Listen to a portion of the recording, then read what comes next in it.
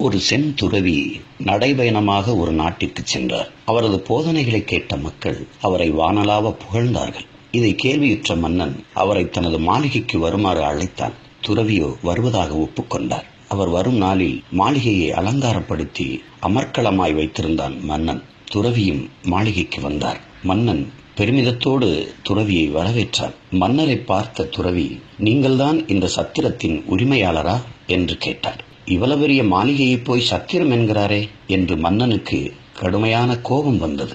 எனினும் அந்த கோபத்தை அடக்கிக் கொண்டு துறவிக்கு மாளிகையை சுற்றி காட்டியவாறே, தாங்களுக்கு நான் என்ன செய்ய வேண்டும் என்று அடக்கமாக கேட்டார். நான் தூங்க இந்த சத்திரத்தின் ஓரத்தில் கொஞ்சம் இடம் கொடுத்தால் போதும் என்றார் துறவி.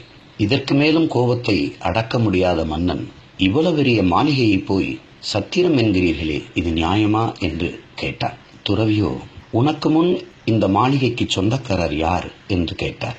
எனது தந்தை, அவர் இறந்து 10 ஆண்டுகளாகிறது என்றான் மன்னன். உனது தந்தைக்கு முன் யார் இந்த மாளிகைக்கு சொந்தக்காரர் என்று கேட்டார். அதற்கு எனது தாத்தா, அவர் இறந்து 50 ஆண்டுகள் ஆகின்றது என்றான் மன்னன். ஆக மனிதர்கள் சில காலம் வந்து தங்கிச் செல்லும் இடத்திற்கு சத்திரம் என்றுதானே பெயர் என்றார் செந்துறவி. எதுவும் நிரந்தரம் இல்லை என்பதை புரிந்து கொண்ட மன்னன் செந்துறவியின் காலில் விழுந்து ஆசி பெற்றான். இந்த உலகமே ஒரு வாடகை வீடு, அதில் நாமெல்லாம் வாடகைதாரர்கள். உலகமே ஒரு சத்திரம்.